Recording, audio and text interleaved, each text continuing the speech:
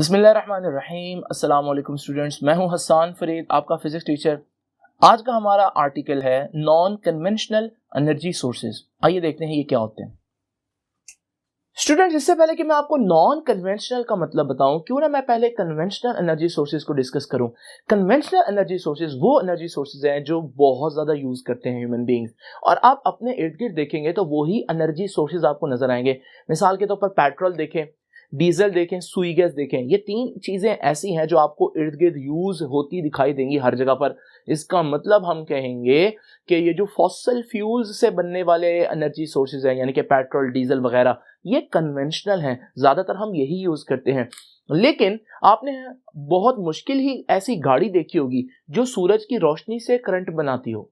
तो इसका मतलब ये है कि जो सनलाइट है वो भी एनर्जी सोर्स तो है, लेकिन वो इतना ज्यादा यूज में नहीं है, इतना ज्यादा कॉमन नहीं है, इसलिए हम बोलेंगे कि ये नॉन कन्वेंशनल एनर्जी सोर्सेज हैं। लेकिन ये कॉमन क्यों नहीं है? क्या इनकी इंपॉर्टेंस नहीं है? हरगिज नहीं स्टूडेंट्स, एक्चुअली में यही फ्यूचर है। मिसाल के तौर पर फॉसिल फ्यूल्स जो है उनको जमीन के अंदर बनने में मिलियन ईयर्स चाहिए। अब फॉसिल फ्यूल्स या पेट्रोल या डीजल जब जमीन के अंदर खत्म हो जाएगा तो उसके बाद क्या हमारे एनर्जी सोर्सेज खत्म हो जाएंगे? हमें ऐसे एनर्जी सोर्सेज चाहिए जो हमेशा के लिए हमें एनर्जी प्रोवाइड कर सके, जैसे कि हवा है, विंड सोर्स, विंड हमेशा रहेगी, सनलाइट हमेशा रहेगा, तो हम इन चीजों को भी यूज करना चाहते हैं। तो ये हमारे पास नॉन कन्वेंशनल एनर्जी सोर्सेज है। तो इसको हम यूं डिफाइन करेंगे कि what is a non conventional energy source? These are energy sources which are not very common in use nowadays. कि आजकल जो एनर्जी सोर्सेज इतने ज्यादा कॉमन नहीं है वो हमारे पास नॉन कन्वेंशनल है। मिसाल के तौर पर उसमें हमारे पास आ जाता है एनर्जी फ्रॉम टाइड्स। हाँ स्टूडेंट्स, जरा देखते हैं कि ये एनर्जी फ्रॉम टाइड्स क्या होते हैं।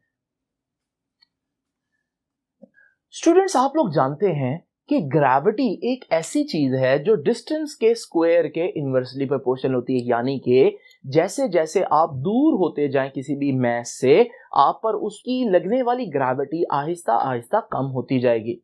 नाउ स्टूडेंट्स, अगर आप में से कोई शख्स एक जमीन के ऊपर खड़ा हुआ है और हम अगर टेक्निकली बात करें तो मैं ये कह सकता हूं कि उसके जो पांव हैं they are experiencing more gravity as compared to the head।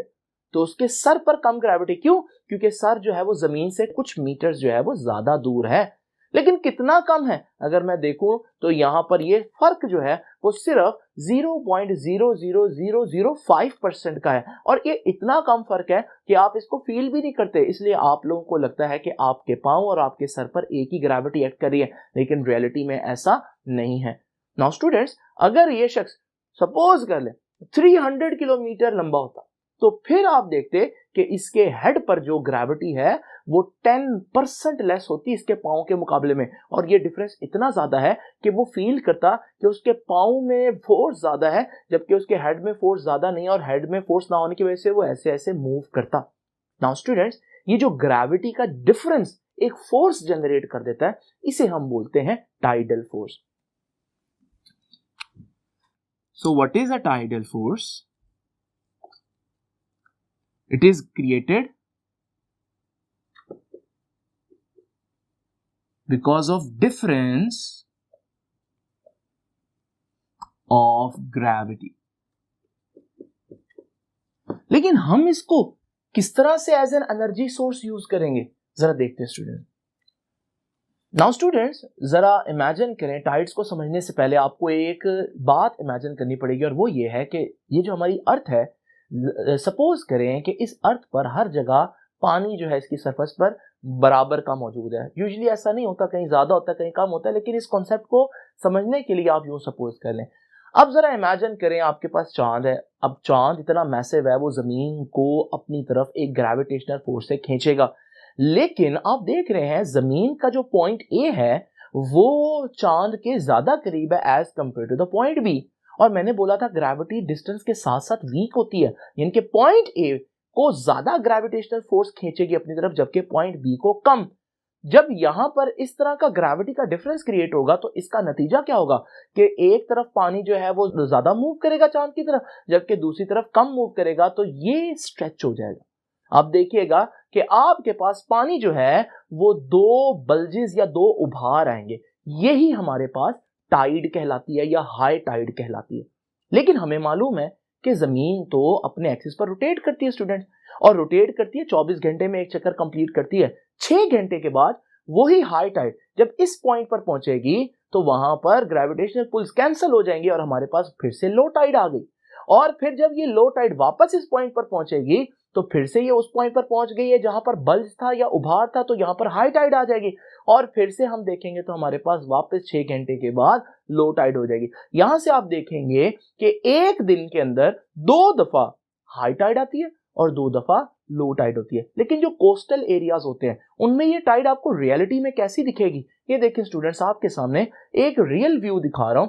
तो ये इस वक्त लो टाइड है और आहिस्ता आहिस्ता आप देख रहे हैं कि ये लो टाइड किस तरह से हाई टाइड में कन्वर्ट हो रही है और दिन में 2 दफा ऐसा होगा। इससे हम एनर्जी किस तरह से लेंगे वो तो अभी हम देखते हैं। पहले मैं आपको बता दूं कि इसमें इंपॉर्टेंट चीजें नोट करने वाली क्या है।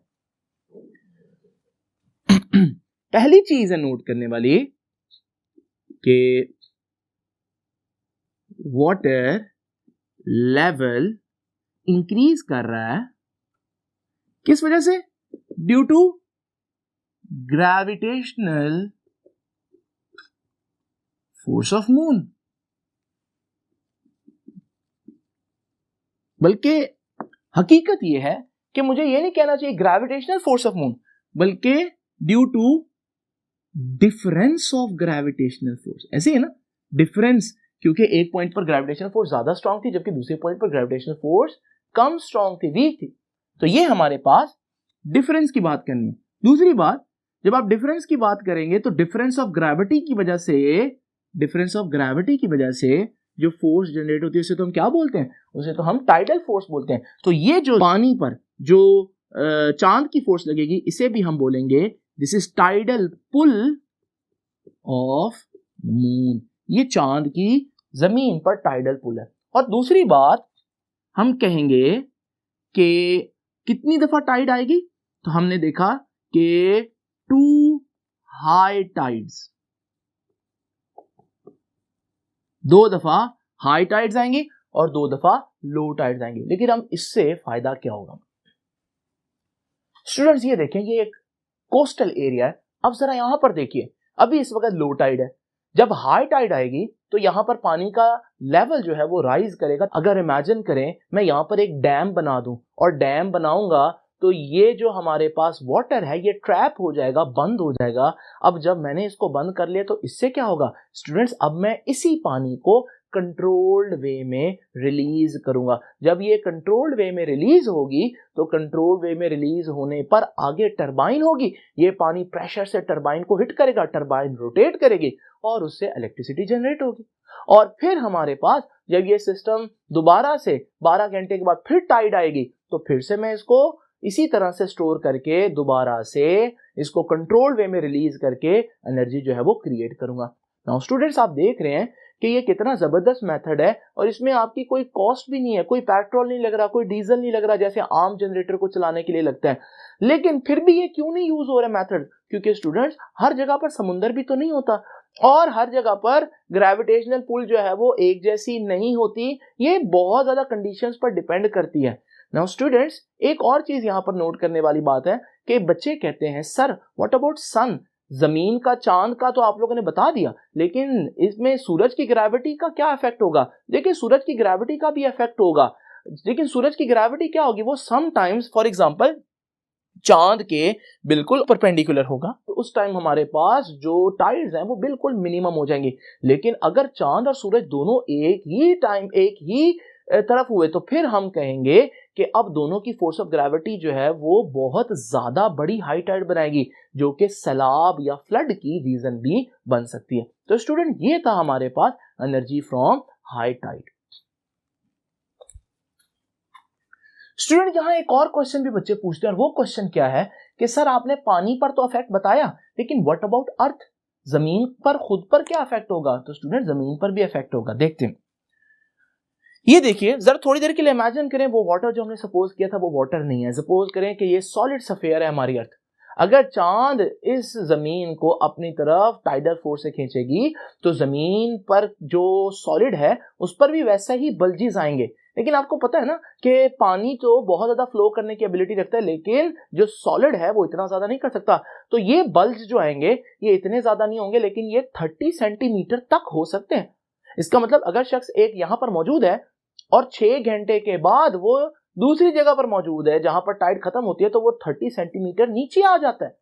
लेकिन ये इतनी कम 6 घंटे में 30 सेंटीमीटर मूव करना ये इतनी कम स्पीड है कि आप यूजुअली इसको फील नहीं करते। तो याद रखिएगा मून की जो टाइड्स है ना सिर्फ वो पानी में डिस्टरबेंस क्रिएट करती है, बल्कि वो इवन जमीन की सरफेस को भी 30 सेंटीमीटर ऊपर नीचे मूव कर सकती हैं। और ये आपकी बुक के पेज पर एक जो है ऑब्जेक्टिव साइड पर दिया हुआ है, उसको लाजमी देखना है आप लोगों ने। नाउ स्टूडेंट्स जरा देखते हैं एनर्जी हासिल करने का दूसरा तरीका, और वो है energy from waves.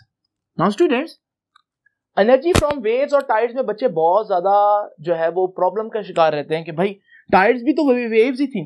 Now students tides की रीजन क्या है, आप ये देखें। टाइड की रीजन है ग्रेविटी का डिफरेंस। लेकिन वेव क्या है, वेव किसी भी वजह से हो सकती है। ये ग्रेविटी की वजह से भी हर वक्त समुद्र में जो एक आप कहते हैं कि वेव्स देखते हैं, लहरें देखते हैं, हवा की वजह से होती है। इसकी और रीजंस हो सकती हैं, लेकिन हम उससे एनर्जी किस तरह से प्रोड्यूस कर सकते हैं।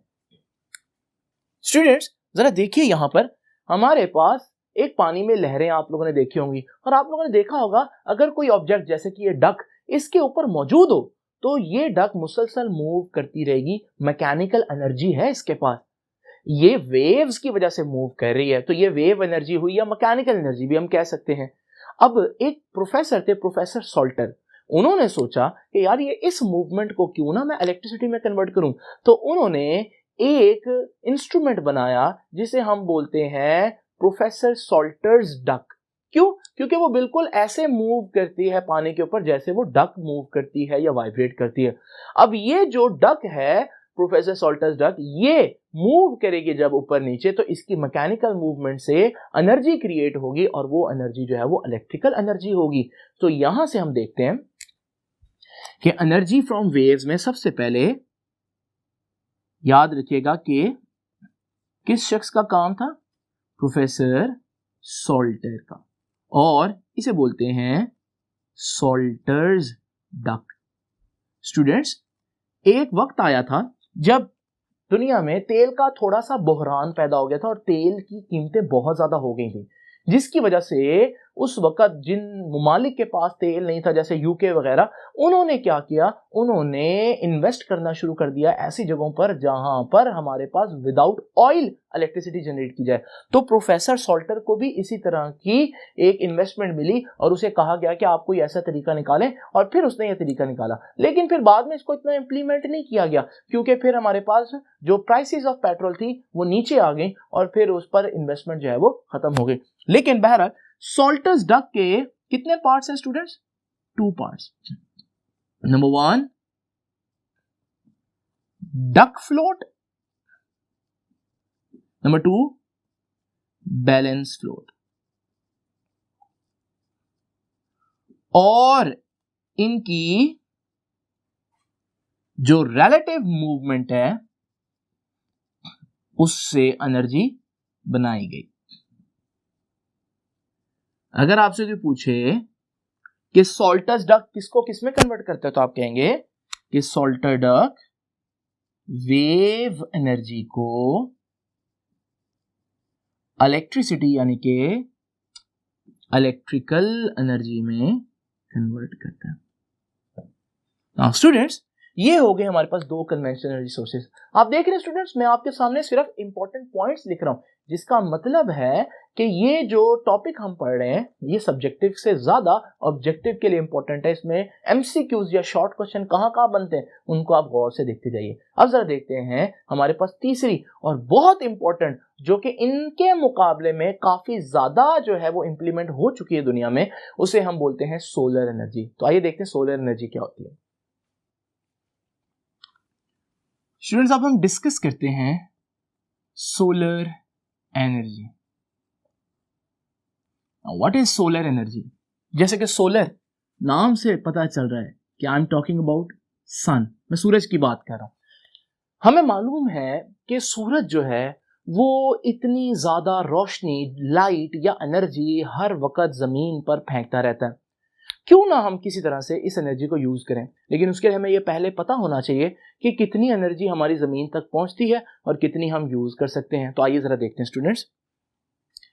देखिए, आमतौर पर सूरज जो है हमारी एटमॉस्फेयर यानी कि हमारी गैसेस और इन सारी चीजों से बाहर जो एनर्जी भेजता है वो 1.4 किलोवाट पर मीटर स्क्वायर होती है। ये इंटेंसिटी ऑफ लाइट जो है वो हम हर वक्त रिसीव कर रहे हैं एटमॉस्फेयर से बाहर, जमीन की सरफेस के ऊपर नहीं। जमीन के बाहर गैसेस का जो एक एनवेलप है उस तक जो लाइट पहुंचती है वो 1.4 किलोवाट पर मीटर स्क्वायर होती है। लेकिन स्टूडेंट्स, जब ये लाइट हमारे पास एंटर होती है एटमॉस्फेयर में, तो आपको मालूम है कि गैसेस में से गुजरने पर स्कैटरिंग होती है, लाइट इधर उधर रिफ्लेक्ट हो जाती है, एब्जॉर्ब हो जाती है लाइट और डिस्पर्स हो जाती है लाइट। ये सारे फिनोमिनास की वजह से हमारे पास लाइट की जो अमाउंट हमारी सरफेस तक पहुंचती है स्टूडेंट्स वो इतनी नहीं होती, वो कम होती है। तो कितनी जमीन तक हमारे पास पहुंच रही है उसे हम बोलते हैं वो है 1 किलोवाट पर मीटर स्क्वायर। तो आपने देखा कि रिड्यूस हो गई लाइट की इंटेंसिटी जमीन तक पहुंचते पहुंचते। तो स्टूडेंट्स हम कहेंगे कि intensity of light reaching earth surface नहीं, अर्थ एटमॉस्फेयर। तो कितनी लाइट हमारी अर्थ के एटमॉस्फेयर तक आ रही है? 1.4 किलोवाट पर मीटर स्क्वायर। स्टूडेंट्स, इसे बोलते हैं सोलर कांस्टेंट। तो अगर आपको कोई पूछे सोलर कांस्टेंट की वैल्यू बताएं तो वैल्यू भी 1.4 बताइएगा, और इंटेंसिटी का अगर आपसे कोई पूछे कि यूनिट क्या होता है तो आपको बताना होगा कि इंटेंसिटी का यूनिट होता है किलोवाट पर मीटर स्क्वायर। नाउ स्टूडेंट्स, अब हमने दूसरी बात पढ़ी कि लाइट जब आती है तो वो स्कैटरिंग की वजह से, हमारे पास एब्जॉर्प्शन की वजह से क्या हो जाती है, वो कम हो जाती है उसकी इंटेंसिटी और जमीन तक कम इंटेंसिटी पहुंचती है। तो हम कहेंगे कि सोलर इंटेंसिटी इज रिड्यूस्ड, कम हो जाती है ड्यू टू नंबर 1 रिफ्लेक्शन, कुछ टकराकर वापस स्पेस में चली जाती है। नंबर 2 एब्जॉर्प्शन, कुछ हमारी गैस जो है नाइट्रोजन ऑक्सीजन वगैरह वो एब्जॉर्ब कर लेती है। और नंबर 3 स्कैटरिंग, कुछ अपने असल रास्ते से स्कैटर्ड हो जाती है जिसकी वजह से यहां जमीन के बाहर तक तो इतनी पहुंच रही है एटमॉस्फेयर के बाहर तक, मगर जमीन की सरफेस तक इससे कम पहुंचेगी। तो अगर हमारे पास बादल नहीं है, क्लियर डे है, on a clear day at noon, जब जमीन सूरज बिल्कुल ऊपर होगा जमीन के, on a clear day at noon, तो इंटेंसिटी ऑफ लाइट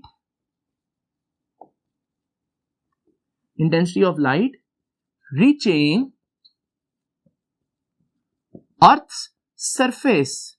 पहले मैं किसकी बात कर रहा था स्टूडेंट्स? अर्थ के एटमॉस्फेयर की। अब मैं अर्थ की सरफेस की बात कर रहा हूं। वो कितनी है जी? वो है 1 किलोवाट पर मीटर स्क्वायर। यानी कि आप कह सकते हैं कितना इंटेंसिटी लूज की, 1.4 जमीन की एटमॉस्फेयर तक पहुंच रही थी और यहां पर सरफेस तक 1 पहुंच रही है। तो इसका मतलब इन प्रोसेस की वजह से हमारे पास 0.4 किलोवाट पर मीटर स्क्वायर का लॉस हो गया। नाउ स्टूडेंट्स, जरा देखते हैं कि आप सोलर एनर्जी को कैसे यूज करेंगे। तो ये देखिए, हमारे पास जब हम यूजेस की बात करते हैं तो उसमें पहला यूज है सोलर एनर्जी का, यूज टू हीट वाटर।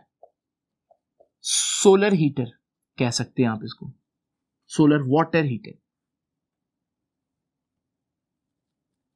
आप इसको सोलर गीजर भी कह सकते हैं। अब इसमें क्या होता है स्टूडेंट, जरा देखते हैं। स्टूडेंट जरा इमेजिन करें कि ये हमारे पास एक बॉक्स है, इंसुलेटेड बॉक्स, इसको मैंने ब्लैक कलर कर दिया। ब्लैक क्यों? क्योंकि ब्लैक गुड एब्जॉर्बर है, आने वाली लाइट मैक्सिमम एब्जॉर्ब होगी। अब मैं इसके अंदर कॉपर की ट्यूब्स, स्ट्रेट ट्यूब्स नहीं बल्कि बेंड की हुई ट्यूब्स, कॉइल की फॉर्म में जो ट्यूब्स हैं वो यहां पर डालता हूं और उनको भी मैं ऊपर डार्क कलर कर देता हूं ताकि मैक्सिमम एनर्जी एब्जॉर्ब हो। और फिर मैं इसके ऊपर एक ग्लास लगा देता हूं। आपको मालूम है ग्लास लाइट को पास तो करने देता है, लेकिन यही लाइट जब वापस जाने लगती है, ये लो फ्रीक्वेंसी लाइट होती है तो ये वापस नहीं जाने देता। यही वजह है कि आपकी गाड़ी जब धूप में पड़ी हो तो वो काफी ज्यादा गर्म हो जाती है, क्योंकि लाइट बाहर से एंटर तो होती है लेकिन वापस नहीं जा पाती। बिल्कुल ऐसे यहां पर भी हम कर रहे हैं। तो यहां पर हम लोगों ने ये सारी चीजें लगा दी। अब हम एक स्टोरेज टैंक इसके ऊपर रखेंगे और इस स्टोरेज टैंक को हम जोड़ देंगे वाटर टैंक के साथ, जो आपके घर का जो वाटर टैंक होता है उसके साथ। अब वाटर टैंक से स्टोरेज टैंक में जब पानी आएगा तो ये पानी कॉपर की ट्यूब में से मूव करेगा। जब सूरज मौजूद होगा तो सूरज के मौजूद होने की वजह से रोशनी जब इस पूरे सिस्टम पर पड़ेगी, इस गीजर पर पड़ेगी, तो कॉपर की ट्यूब भी अब्सॉर्ब करेंगी, वो सारा जो ब्लैक सरफेस है वो अब्सॉर्ब करेगी वो सारी रेडिएशन। तो हमारे पास टेम्परेचर जो है वो ज्यादा होना शुरू हो जाएगा पानी का। अब आपको पता है जो गर्म पानी होता है वो ऊपर को जाएगा, क्योंकि गर्म पानी हल्का होता है। जब गर्म पानी ऊपर को जाएगा तो ठंडा पानी नीचे आएगा, जिसकी वजह से वो जो आपका स्टोरेज टैंक है उसमें हमेशा हमेशा गर्म पानी मौजूद रहेगा। और अगर आप वहां से एक कनेक्शन लें तो वो कनेक्शन जो है वो आपको जो टैप में से पानी मिलेगा वो गर्म पानी होगा। इस तरह से हम क्या करते हैं, सोलर एनर्जी को यूज कर सकते हैं। किसके लिए? हीटिंग ऑफ वाटर के लिए। देख रहे हैं आप लोग कि यूजेस टू हीट वाटर, इसमें हमने क्या यूज किया है? गीजर यूज किया। और हम याद रखिएगा 70 डिग्री सेल्सियस तक टेम्परेचर जो है वो गर्म कर सकते हैं, इस टेम्परेचर तक पानी को। और दूसरी चीज आप देखिए कि हम लोगों ने ब्लैकेंड सरफेस यूज की। ब्लैकेंड सरफेस क्यों यूज की? क्योंकि ब्लैक इज गुड एब्जॉर्बर, और जो गुड एब्जॉर्बर होगा वो हमारे पास डेफिनेटली ज्यादा एनर्जी एब्जॉर्ब करेगा। ये देखिए ना स्टूडेंट्स, ये तो हो गया एक use. Now what is the second use? Solar energy can be used to produce electricity. हम इलेक्ट्रिसिटी भी प्रोड्यूस कर सकते हैं सोलर एनर्जी से। अब इलेक्ट्रिसिटी कैसे प्रोड्यूस कर सकते हैं? ये देखिए दो मेथड है, एक है इनडायरेक्ट और एक है डायरेक्ट मेथड। स्टूडेंट्स पहले तो अंडरस्टैंड करते हैं कि ये इनडायरेक्ट मेथड क्या होता है। स्टूडेंट वही सिस्टम जो मैंने आप लोगों के पहले सामने बनाया था, गीजर। जरा इमेजिन करें, ये जो मैं चीज अभी आपको बताने लगा सिर्फ कॉन्सेप्ट वाइज ऐसे है, रियलिटी में ये ऐसे दिखेगी नहीं, सिर्फ आप इसके कॉन्सेप्ट को अंडरस्टैंड करें। इमेजिन करें अगर मैं यहां कुछ लेंसेज लगा दूं और वो लेंस जो है वो बहुत ज्यादा रेडिएशन को थोड़े पॉइंट पर, एक छोटे से पॉइंट पर फोकस करें, जिसकी वजह से जो टेम्परेचर है वो इतना ज्यादा बढ़ जाएगा कि पानी जो है वो बजाय गर्म होने के इतना गर्म हो जाएगा कि वो भाप या स्टीम बनकर बाहर निकलेगा। अब यहां जो स्टीम निकलेगी, अगर मैं यहां पर एक टरबाइन लगा दूं तो ये हाई प्रेशर स्ट्रीम क्या करेगी? स्टीम उसको रोटेट करेगी और उसको रोटेट करने की वजह से हमारे पास इलेक्ट्रिसिटी जनरेट की जा सकती है।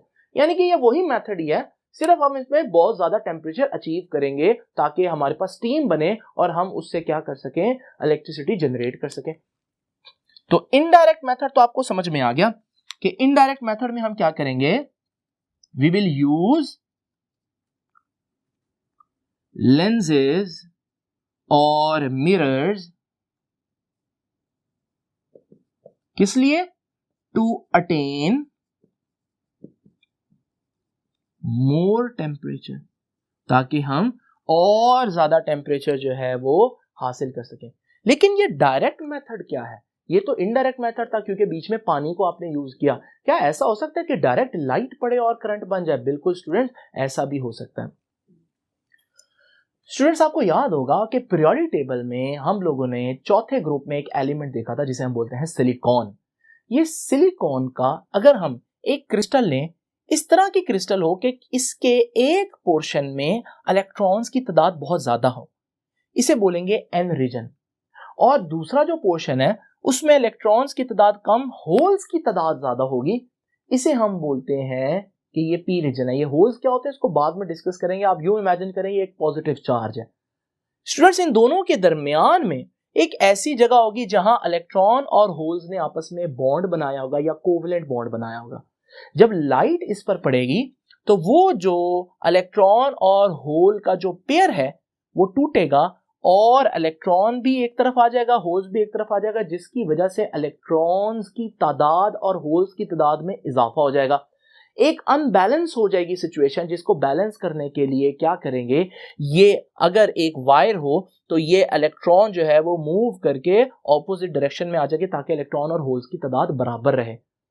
अगर मैं उसी वायर में एक बल्ब लगा दूं तो डेफिनेटली जब ये इस बल्ब में से गुजरेंगे तो हमारे पास ये उसको एनर्जी देंगे और हम कहेंगे कि हमें इलेक्ट्रिसिटी मिल रही है। यहाँ हमने कोई पानी वगैरह यूज नहीं किया, यहाँ डायरेक्ट लाइट से हमने करंट बनाया है, इसलिए हम इसे बोल रहे हैं कि ये हमारे पास डायरेक्ट मेथड है।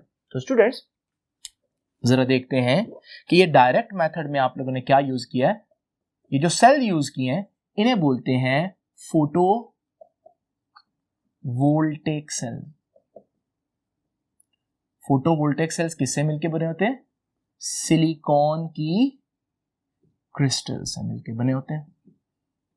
और फोटोवोल्टेक सेल में आपके पास बेसिकली इलेक्ट्रॉन और होल्स होते हैं जिनकी मूवमेंट से हमारे पास जो है वो इलेक्ट्रिसिटी जनरेट होती है। दूसरी बात स्टूडेंट ये है कि आप इसको सोलर सेल भी कह सकते हैं, क्योंकि ये सेल ऐसा है जो सूरज से आने वाली रोशनी से चल रहा है। नाउ स्टूडेंट्स, अगर आप एक सोलर सेल देखेंगे, सिंगल सेल,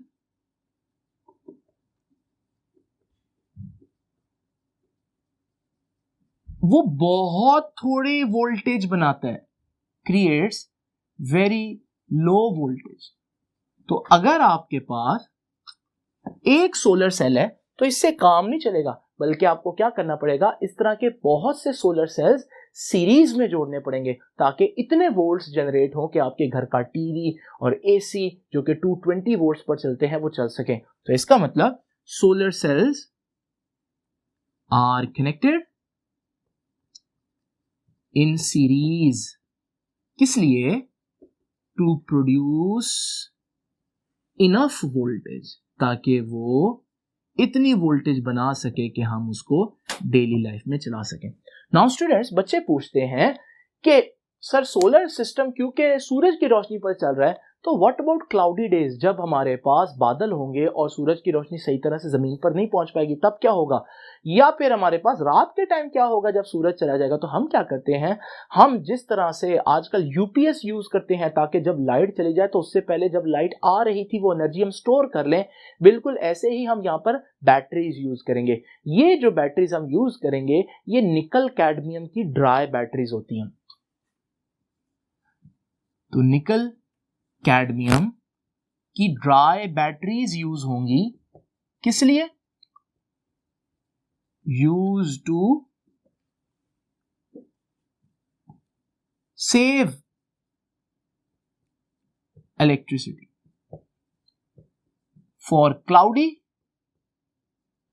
डेज और नाइट। रात के वक्त जब सूरज की रोशनी नहीं होगी या क्लाउडी डेज जब सूरज की रोशनी बहुत कम होगी तो फिर हम यही स्टोर की हुई एनर्जी जो है वो यूज करेंगे। नाउ स्टूडेंट्स, जरा देखते हैं कि ये जो हम लोगों ने सोलर सिस्टम पढ़ा, जिसमें हम लोगों ने दो मेथड्स पढ़े, इनडायरेक्ट और डायरेक्ट कन्वर्जन, ये डायरेक्ट जो सोलर एनर्जी है, जो फोटो वोल्टेक सेल है, ये डेली लाइफ में आपको कहां कहां यूज होते दिखाई देंगे?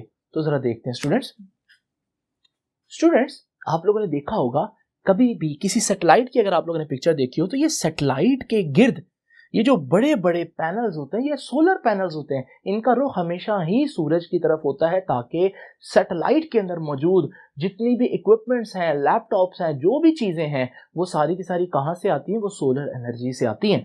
तो हमारे पास सोलर पैनल्स जो हैं सैटेलाइट के, उनकी एग्जांपल आपके सामने है। इसके अलावा सोलर कैलकुलेटर्स होते हैं स्टूडेंट्स। आपने देखा होगा कि कुछ कैलकुलेटर्स ऐसे होते हैं जिनके ऊपर जो है वो इस तरह की एक छोटा सा सोलर सेल लगा होता है। वो सोलर सेल जो है वो भी सूरज की रोशनी से करंट बना रहा होता है।